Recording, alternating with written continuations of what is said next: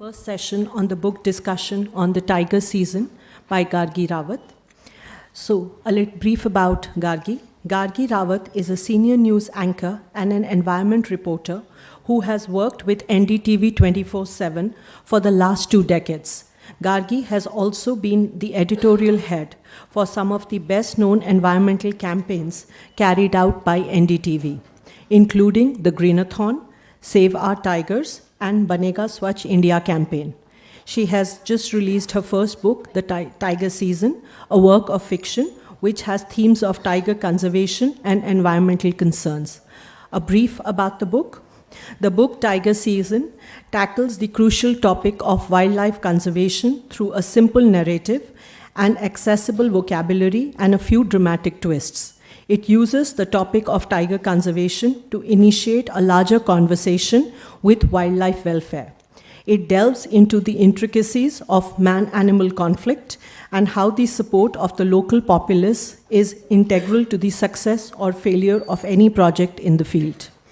The book also manages to bring to fore the difficult life of forest rangers, showing how tricky it can become for them to arrive at a middle ground between villagers and wild beasts.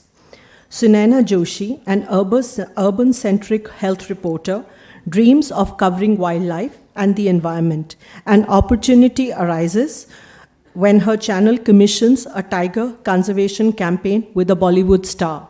Amidst a shoot, a tiger attacks a forest guard, sparking controversy over relocating the tiger to a zoo.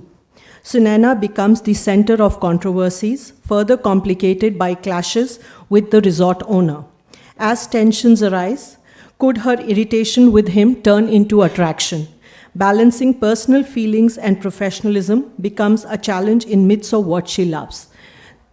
We have with us Nidhi Razdan, an award-winning journalist who worked with NDTV for 23 years and became the channel's executive editor. She is now a columnist with the Gulf News and the director of the School of Communications at IILM University, Gurugram. She will be in conversation with Gargi on her book. I would welcome both of you to please come.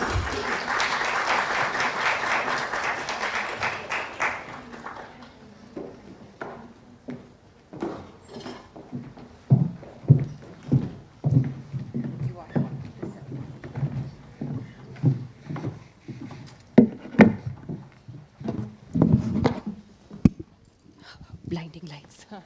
Good afternoon, everyone. Thank you so much for being here on day 2 of Words in the Garden.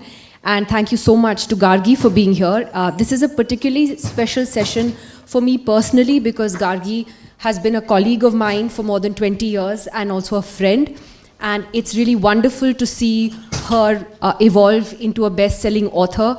Her book has done exceptionally well since its release a few months ago, and this is what your 20th Lit Fest appearance in the last few months. But Gargi, thank you so much for being with us.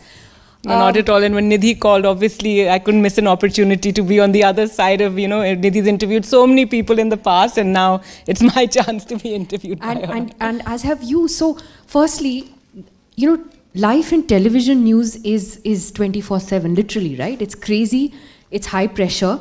Where did you find the time and the space and the energy to write a book? It's not easy. Well, firstly, thank you for having me here, and thank you all for being here. Yes, it is, of course, it does involve a lot of effort to write a book and our high-pressure job. I actually started writing this before COVID struck. I do know a lot of people say I started writing in the COVID years and during lockdown, but I started writing this earlier. And it's not like during lockdown our jobs were on hold or something. We had to work every day as well.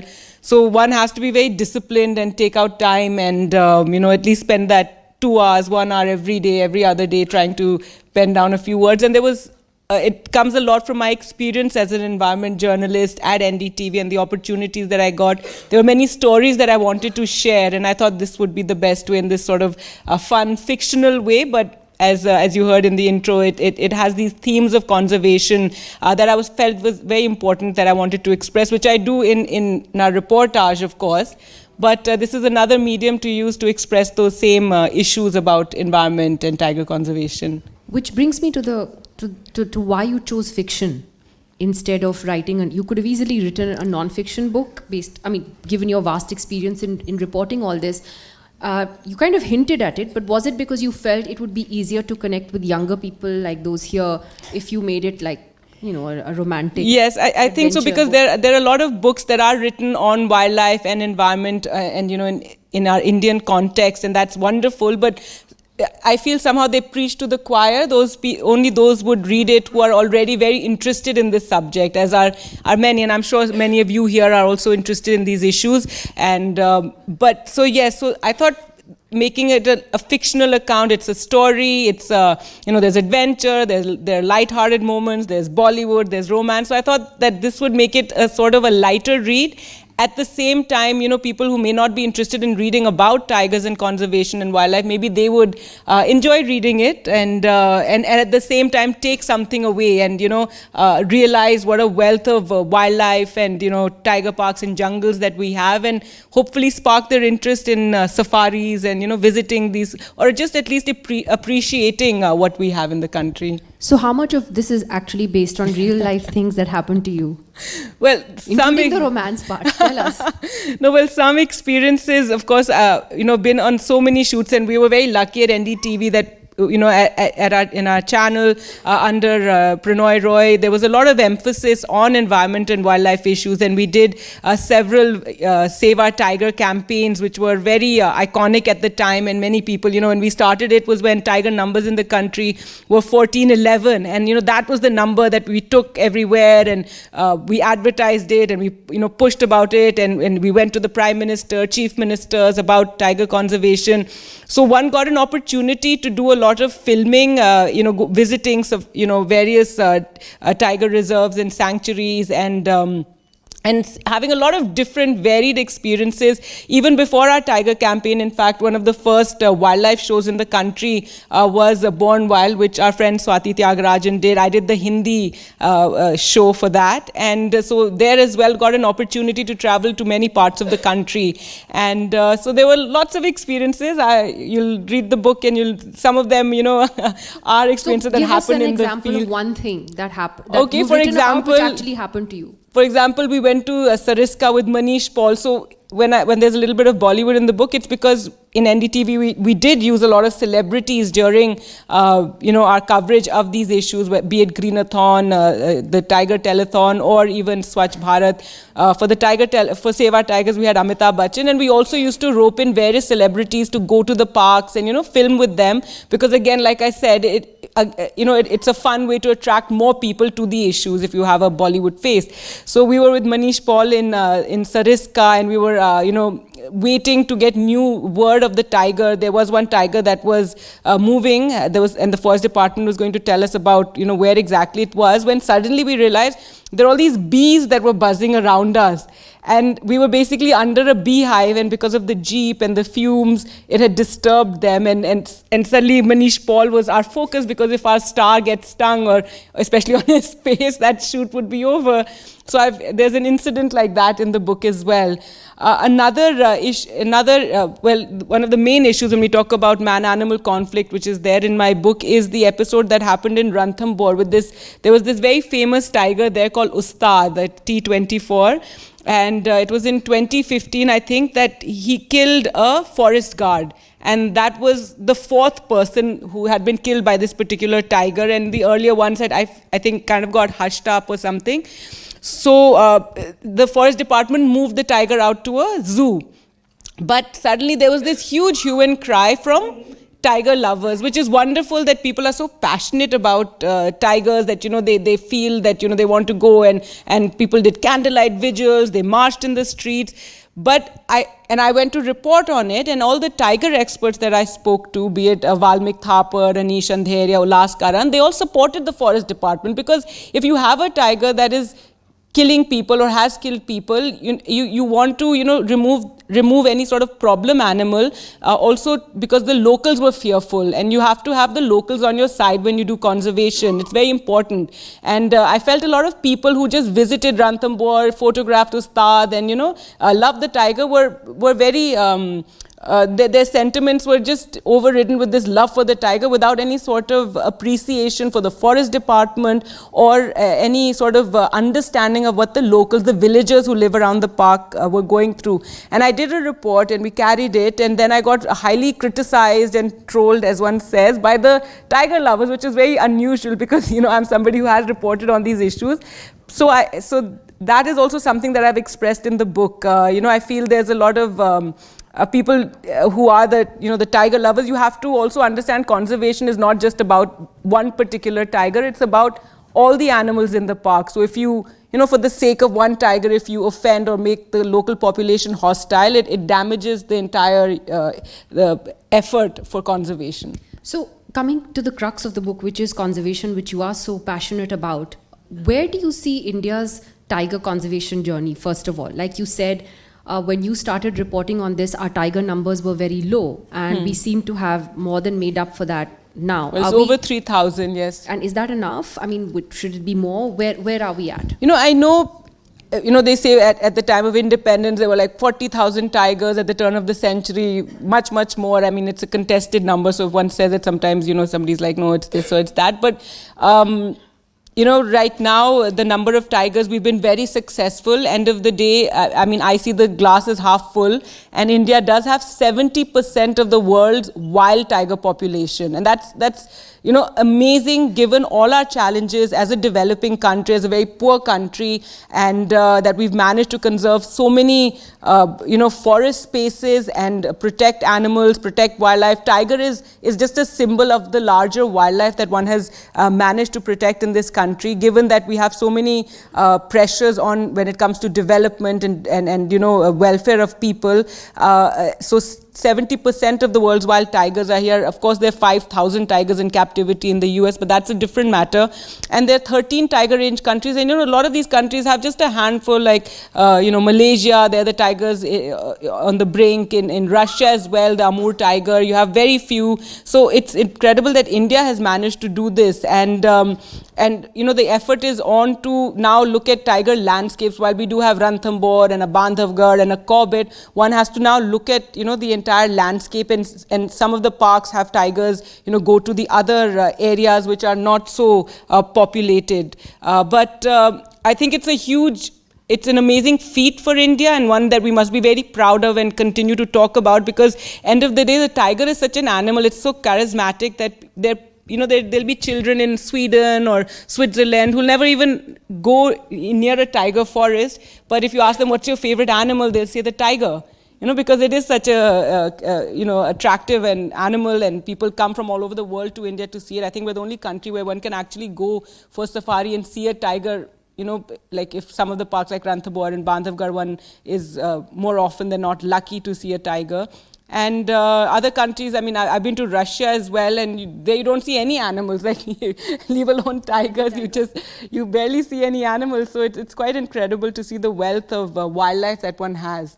And just today, in fact, it's been announced that the government has approved this global big cats forum or whatever it's. So it's 90 plus countries. It's some 90 countries. There are big cat range countries. So it goes from leopard to cheetahs, lions, tigers, etc., and snow leopards as well. And India is going to be leading this effort and kind of create a partnership, which is only right because we have done so well. And if one goes back, it's thanks to in the 70s that Indira Gandhi was convinced by a handful of people that if you don't act now, we're going to lose the tiger. And actually, at that time, the tiger numbers were 1,000 something, and that's when the first tiger parks got established, that our tiger reserves. And today we have over 50, which is incredible. I do know that there's this talk right now. Also, some people say that our tiger conservation is happening at the cost of the tribals or the local populations that lived in those forests. And while, I think that's something we should appreciate, because the fact that sacrifices were made at the time when Indira Gandhi said, yes, establish these tiger reserves, these forest department personnel, they just went, and villagers were literally just chucked out overnight. And it was the time, there were, the rights were different. Now, of course, rights are very protected, so there a lot of effort goes into convincing tribals or villagers to leave a forest reserve. They get a package of around 10 lakh or 15 lakh per adult, and that's also come thanks to a lot of fight that was put in by various activists and, citizen activists. So I think, if you do hear, things regarding the fact that, this is happening at the cost of our tribals and all. Yes, there have been sacrifices that were made, and I think that's something that, we shouldn't be shy of talking about. You talked about the whole man-animal conflict, and you still see, the occasional news report about a leopard going into a residential colony, and then often, people are scared, they'll chase the animal and they'll try to kill it or beat it, and it's really heart-wrenching to see that. I mean, obviously, the animal is scared, and so are the people. Why are we still seeing those scenes today? Why do we still see those reports like that? Where are we going wrong? Well, I think, especially around Delhi, we've had a few incidents in Gurgaon as well, where the leopard has gone into a colony or into a house. And just recently in UP, there was an incident in which the leopard was in a home. The people went running out. They called the police, and unfortunately, the police, if you see those visuals, they're quite heartrending. They managed to trap the leopard under a charpai, and they all stood on top of it. And the poor animal eventually it died. And yes, so I think our response, we don't, it's a tough one, because on one hand, I wish we had a better trained team that would go there, but I can understand it can't be everywhere all the time. The forest department also is not, it has whatever little equipment that it does have, and so and these incidents are only increasing because, of course, we are taking over more and more space, and where, more land is going into cultivation, and the forest space is shrinking. So, and because of successful protection of the sanctuaries and reserves that we do have, when the numbers go up, the animals do move out in search of other habitats, and often then come into conflict with humans. So I wish people were more educated. I think we need to create more awareness that if something like this does happen, yes, of course, come out of the house, but wait for the forest department. The police could have also perhaps waited for the forest department before charging in.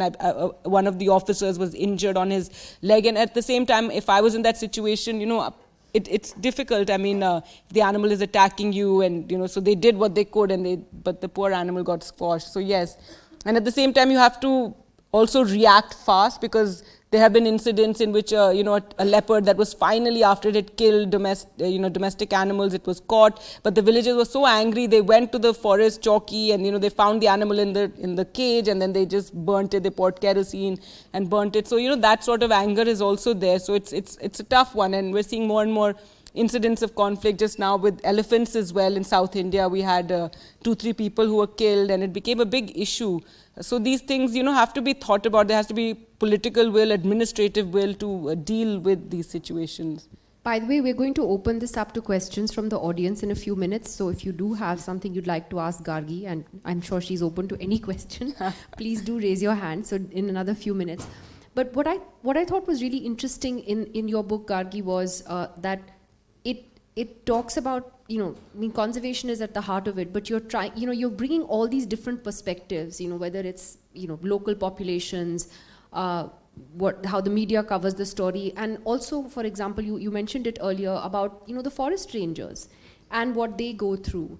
What is the situation today? Are they in adequate numbers to begin with? Are they compensated well enough? Do they have the right kind of equipment? Are they, do they have everything that they need? So the Tiger Telethon, when we did do it, we were raising funds for the forest guards because we wanted to provide them with better equipment, especially when they go to a conflict situation. They need helmets, they need shields, they need, various equipment to protect themselves, because if they're going to be, taking on or going into a situation where there's an angry tiger or a leopard. So we do find that, no, they don't have adequate equipment. And even at the forest chowkis, often they spend the whole day out away from their families for months on end, and they come back to the chowki, and then even there it's very rudimentary, the sort of arrangement, and they just have to sit and then cook their own food, etc. I've interviewed a forest guard who was in the middle of the park, I think this was Kanha or Bandhavgarh, and he got attacked by a bear,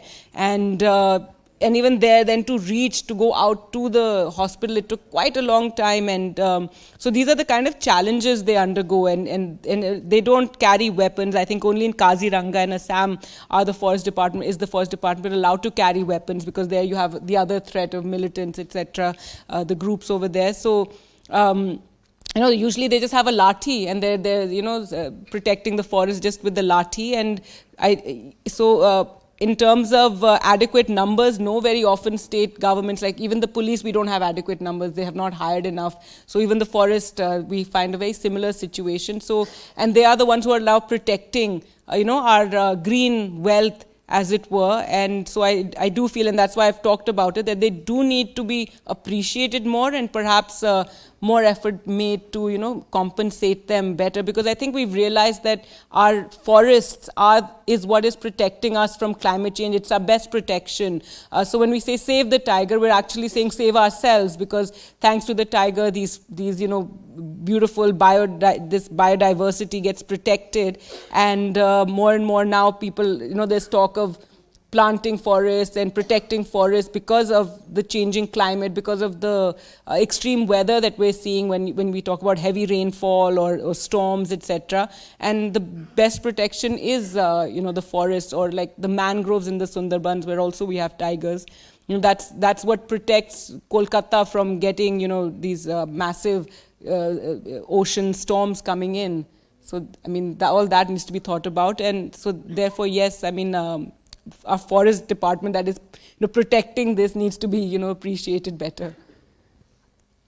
The Bollywood angle, again, very sort of a big angle in your book, how a Bollywood celebrity is promoting the Tiger campaign. And you said, rightly mentioned, that over the years at NDTV, for example, we had big film stars, who came and promoted these events. Is that, just tell me a little bit about that. Do you actually find that it makes a huge difference to have a celebrity doing a campaign on conservation? Especially, is that a better way to connect with younger people in particular? Yes, I think so. And definitely, we had Amitabh Bachchan, who was the Save Our Tiger. And to have an Amitabh Bachchan talk about tigers and the importance and, bringing that gravitas to it, it was, quite incredible. And I think it did attract a lot of people. They remember that. It also, in terms of, we took Dhoni that time, we took him to Uttarakhand to meet the Chief Minister. The Chief Minister gave us an appointment quite fast because Dhoni, we were bringing Dhoni there, and made several commitments, and said, yes, I will do this, I will do that. One or two he even did follow up, because one of our demands was how around Corbett Park a lot of hotels had popped up and they'd become these party places, and we said that please, one of the rules that should be passed is around parks we shouldn't have so much disturbance. There needs to be some sort of sound control, and some rule got passed shortly after that. I'd like to say thanks to our push with the Chief Minister that this rule was passed, that you cannot have these loud parties and weddings out around Corbett National Park.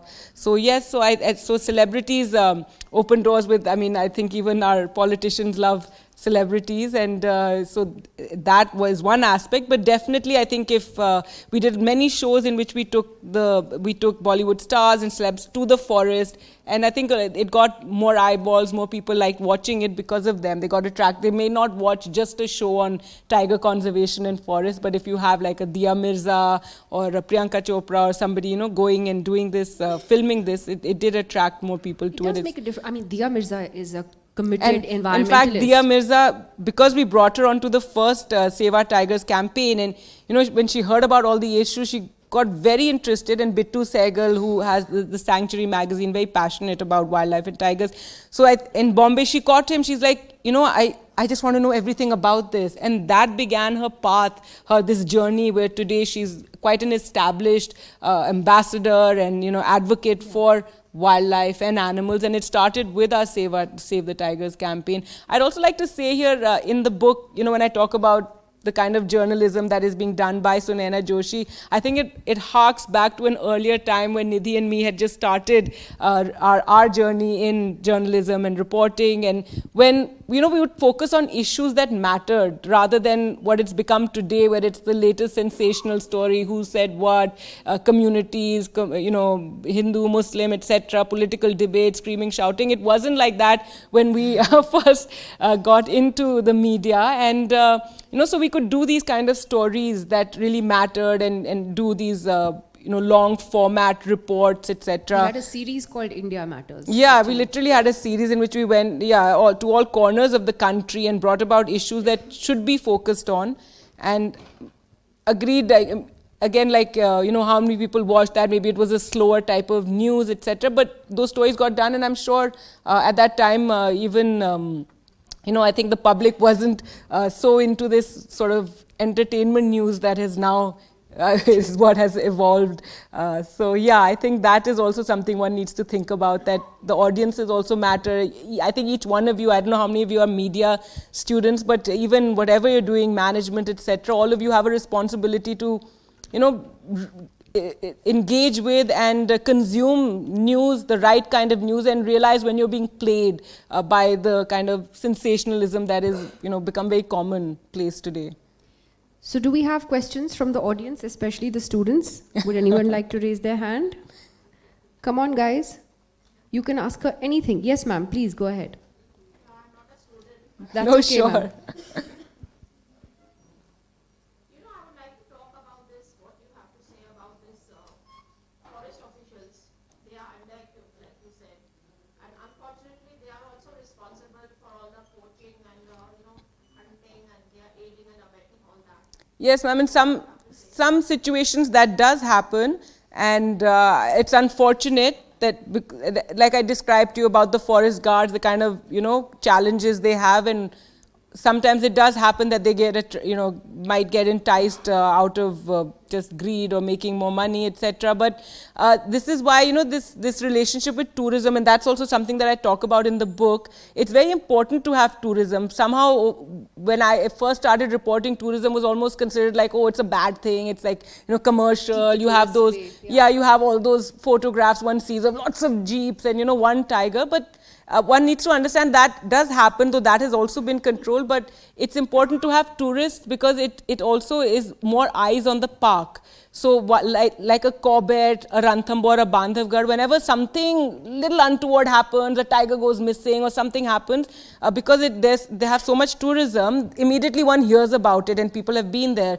But then we have so many other parks, in different parts of the country that don't get those tourists. So we don't know what is happening inside there. And there, very well, we could have situations in which poaching is happening. I remember we went to one of these parks in Bihar, and we saw one we didn't see anything, then we saw one Nilgai and we stopped to take its photograph, and it got so frightened, it just ran, and we could hear it running for a good 10-15 minutes. Now this means that there's hunting in that forest, because that's why the wild animals are so shy and so frisky and run away, because it's something they all learn. So this was Valmiki Park there, and it barely gets any tourists.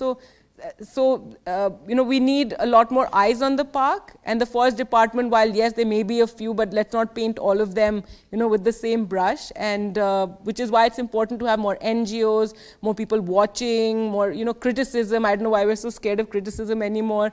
We should have people, pointing out what's going wrong in certain places. So yes, that is an aspect. Yes, of sir. it. Please go ahead.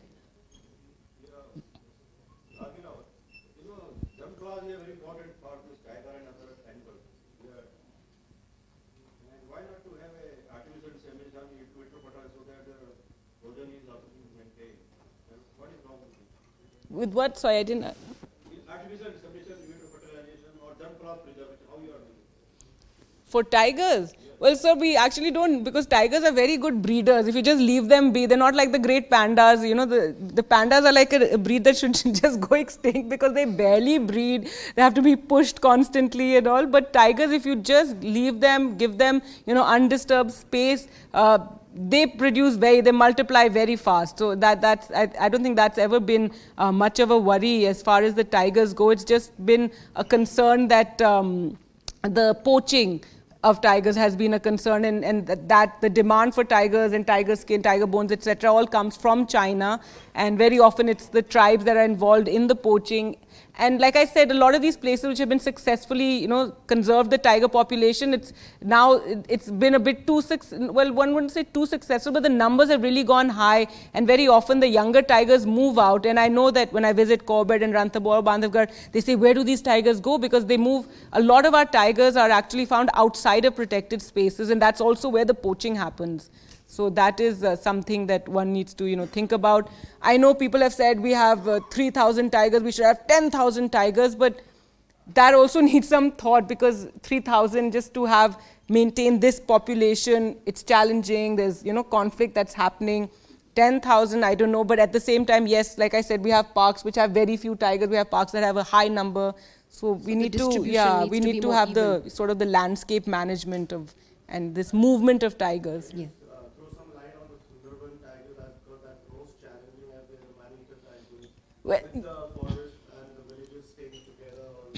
Yes, so the Sundarban tigers, they get this bad rap of being man-eaters, but actually that terrain is so difficult because you have the rivers, you have the islands. So this tiger is not so much a man-eater as it's just opportunistic. It will eat anything. Those tigers eat fish. Those tigers eat mud skippers, they'll eat monkeys, and if they see a man, well, they'll eat the man as well, because, they'll just eat what they can get, because that whole environment is so tough for the tiger. There's flooding, they have to swim between the islands.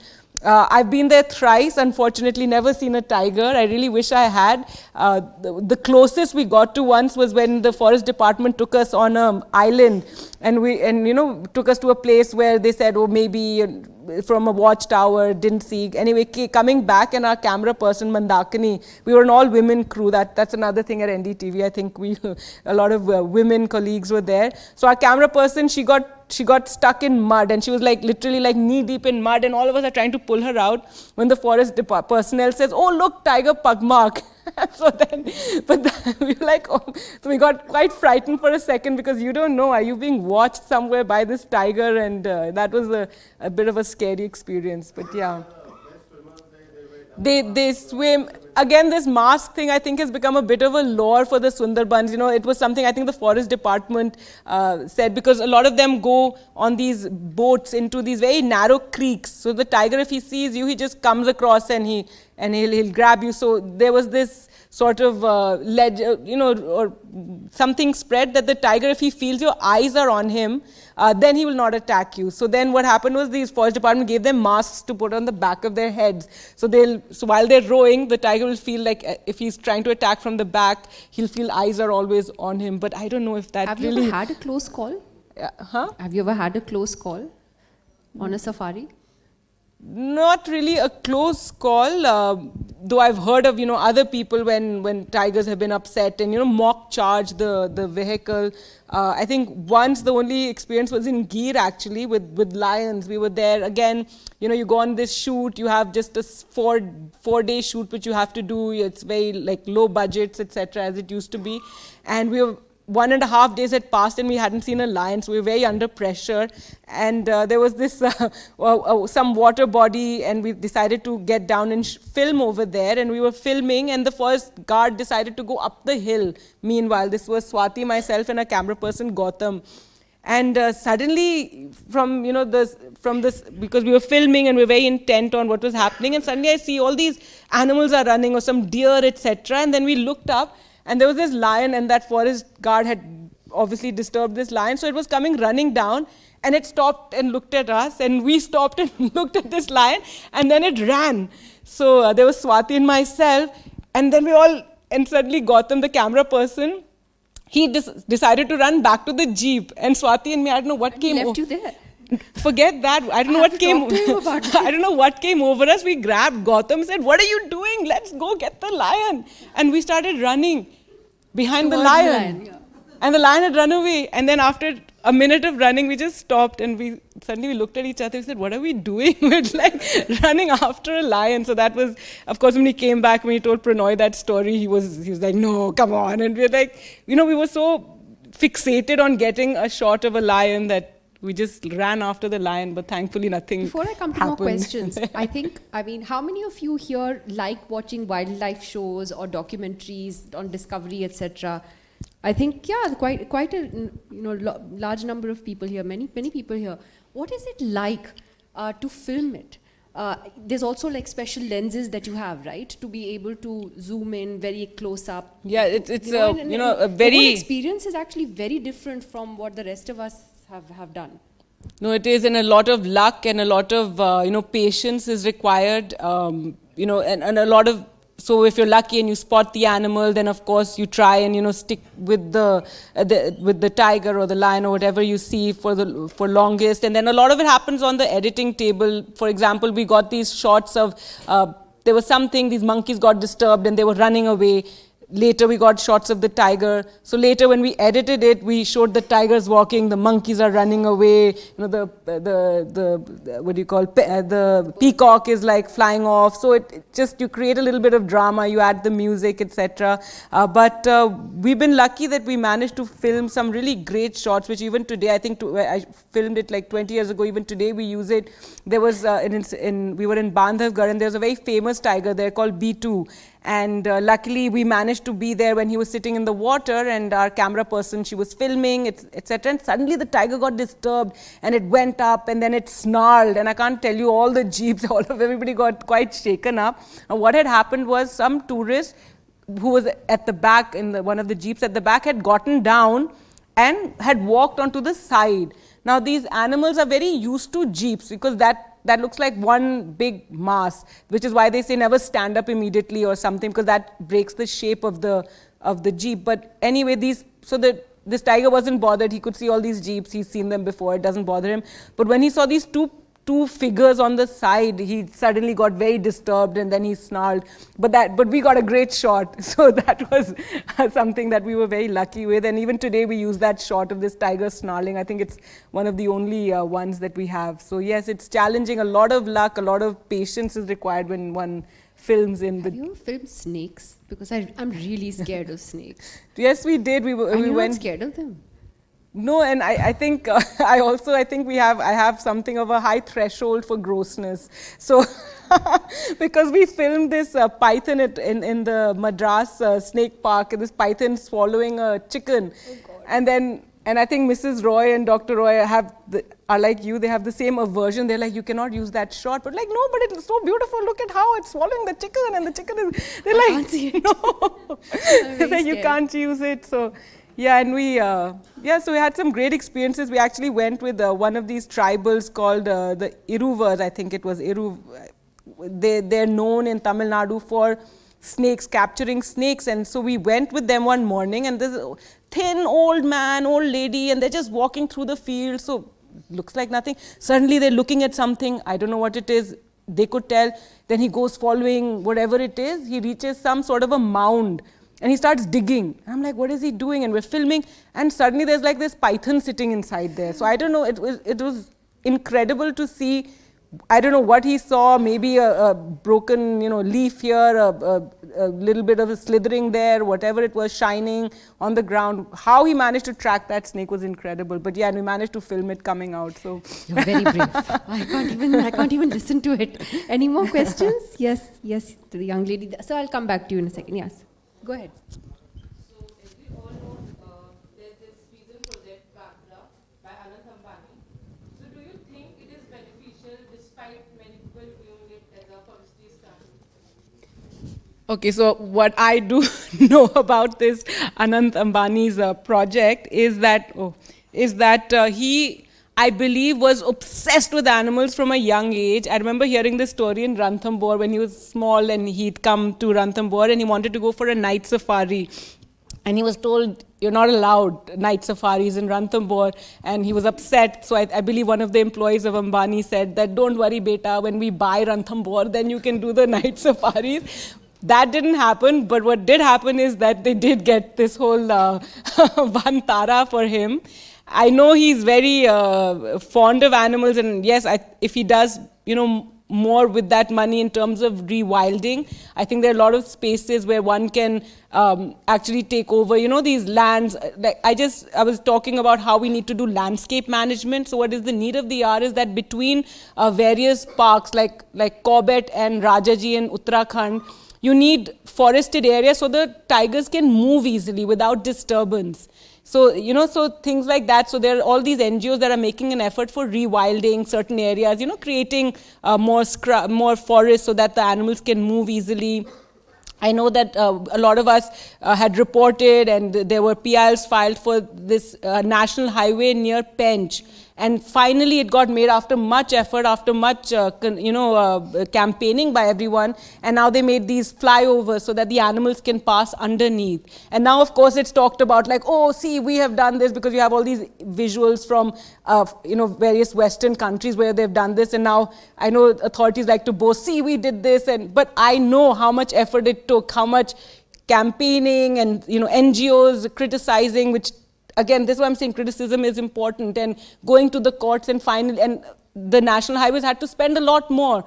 But be that as it may, at least you've not disturbed that movement of the animals. So that anyway, coming back to Vantara, so I believe it's so one had been hearing about it for a long time. I do remember this report coming of these elephants being moved from the northeast, and there were certain NGOs that suddenly took offense and they tried to stop these elephants. They were being taken in trucks and all. And then it came out that they were going for they'd been bought by some temple trust in Jamnagar. But I think they're all there having the Multani Mitti baths and all in this Vantara. But let's see, I think it's interesting. I know that now they have called it a rescue center. So I think we'll all just wait and see. I think anyone who's able to Yes. put resources into helping animals is, whatever it, motivation is, it's a good thing. And hats off to Ratan Tata also, who's just spent so much of his own money to set up a hospital Yes. for pets. And, you need facilities like that. I wherever think you can. Vantara is more of a Yeah. private zoo, is what I remember. Like, that's what we've been hearing for years. Now he's called it a rescue center. So I hope he does a lot more. So I think let's watch that closely. And I hope he's talked about rewilding and wanting to make all this effort. So I really hope he does. So in front here, please.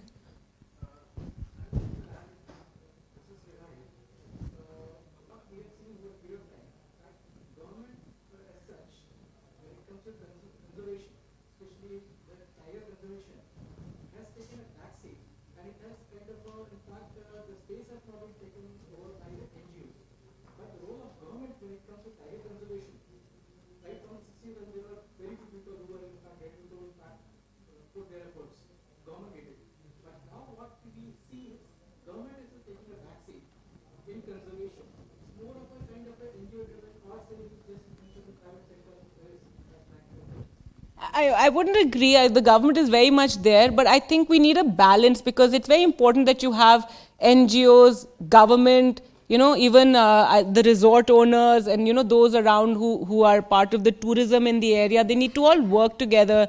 For example, now with numbers going up, something that I saw in Corbett was when a tiger attack would take place, if a buffalo or a goat was killed, there's the Corbett Foundation that quickly steps in and gives compensation to the farmer, because and the meanwhile the farmer applies to the forest department, but it takes a lot of time. There's red tape, so that the local population doesn't get upset. This NGO fulfills a very important sort of, I feel, a task, and and again, it comes back to ensuring that locals don't get hostile. So when they know that, okay, my goat has got killed, I will go to Corbett Foundation, they'll give me money, meanwhile apply to the forest department, and jab tak wo aayega, then, whatever. So that's where I feel everyone can work together. There shouldn't be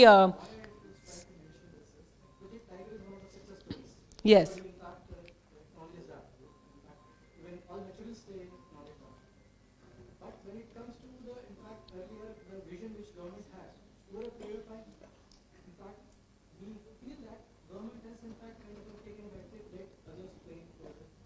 Maybe you just hear a lot more about them, because just last year we celebrated 50 years of Project Tiger, and you had the Prime Minister going to South India and and he marked that day, and it was quite they really played it up, and just now the leopard numbers have also come out. So, and as I said today, this global big cats initiative has just been announced. So in that sense, the government is doing a lot, and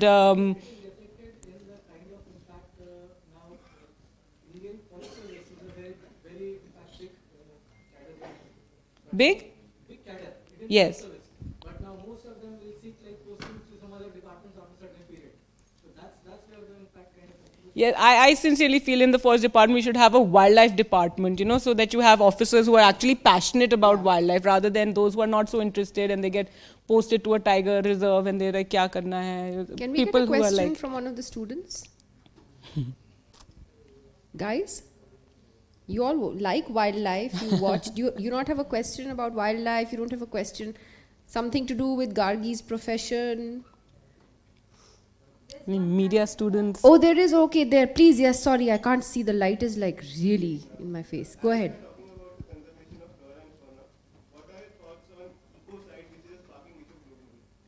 On?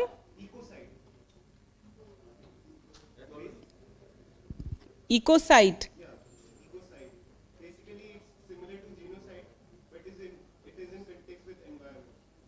Oh, okay. Ecocide of what? Ecocide, basically it is about giving rights to the environment as a legal entity. Oh. Have you had a chance to think about that? But I just feel that, again, we have to, realize that we're in this, this world, and there's this balance that is there, and one must always appreciate nature and not just use it for our own means or have forest land diverted for projects, etc. One must realize that causing this disturbance is leading to a lot of what we're experiencing, be it pollution today or be it extreme weather, be it water resources drying up. End of the day, a lot of our forests is where a lot of the rivers emanate from, and so when we say save the tigers, like I said, it's saving ourselves and saving these forests. So there needs to be just more awareness and appreciation, and GDP cannot just be in terms of, which it is in terms of what we're producing, but we must realize even this green wealth is something, it's an asset to be protected. I've learned a new word, by the way. I'm going to read up about this ecocide. Yes, please.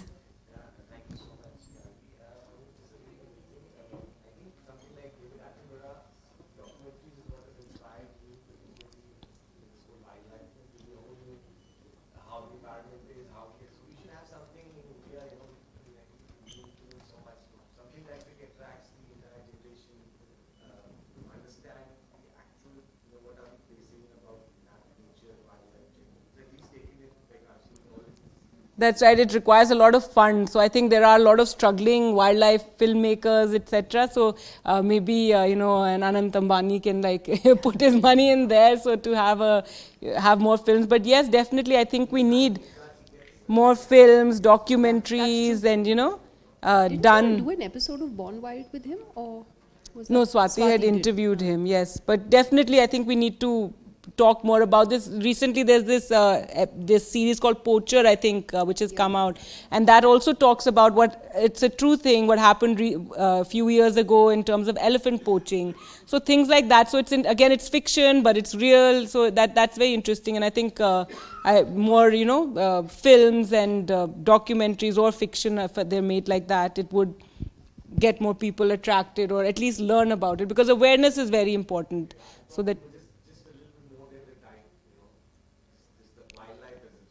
For sure. I know we say, everybody says, oh, India's too tiger. I mean, when we talk, it's too tiger-centric. But when we say tiger, we also mean all the other wildlife, and we must appreciate that. And at NDTV, we also, filmed a lot of the other animals, like the gangetic dolphins. If we talk about tigers for our forest, the gangetic dolphins are, a symbol of the health of the river Ganga, and they're endangered and they've disappeared. So that is something, so one must be more aware, and these animals then just represent that biodiversity and the health of a river or a forest.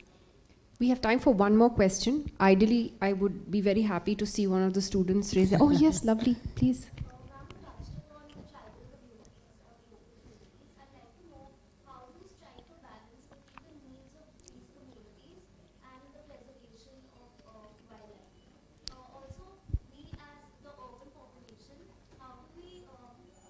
How do we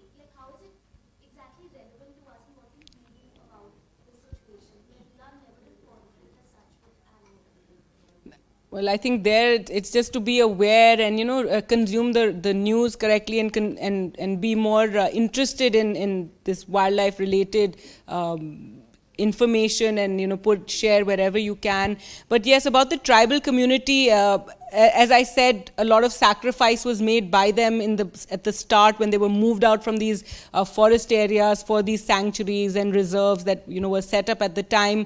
Now, as I said, there are a lot more efforts, there are a lot more packages for them because a lot of them don't want to continue, because at the end of the day you do want to your children to go to school or have access to health care, etc. So a lot of NGOs in fact help in this effort of the Forest Department and NGOs to convince them to move out and also ensure that they get adequate rights once they moved out. I have interviewed there was these Gujars that you were there in Corbett, and they moved out to a village. They were given land, etc. They had a lot of challenges. The Forest Department and other administrative services were helping them out. Ranthambore as well. A lot of them did move out. Then you have certain things like in Simlipal, there's this particular festival they have that one day of the year, the tribals just go in the forest and just kill whatever they see. That is their festival. And one year we did a report on that because I think they killed a tiger that year. They saw a tiger and they killed it. And then NDTV Swati had gone there and done this report. And then Naveen Patnaik got very angry, and I think she got banned from Odisha for a while. But that again is something that's going to take some time to convince them to get out of. It's a custom, it's very dear to them. You have had in the Northeast, like they used to have the hornbills for their headgear, and then they were convinced to abandon using actual hornbill beaks, and just use something plastic, which it took effort, but they got convinced. And again, this comes back to civil society, NGOs, awareness being created, young people, going and working on something like this. So slowly, I think a lot of things have happened. With tribals, again, they shouldn't feel alienated, which again comes back to what I said about man-animal conflict. If there is some issue, it needs to be dealt with empathy, and they should also feel their interests are being looked at. So, but yes, I think the nature of our forest conservation has always been to remove, humans from those spaces. But at the same time, I think over the years, like in Sundarbans as well, I saw there were a lot of these efforts being made to help the villagers establish, have ducks or hen, or have a pond where they get fish, etc. So they don't need to go into the forest to catch fish or to gather honey. So these sort of efforts one has seen in the course of their work being made to ensure that local welfare is also looked at. Gargi, it has been a pleasure to talk to you. It's been fascinating. Covering wildlife is a completely different genre of reporting. It's not easy to do.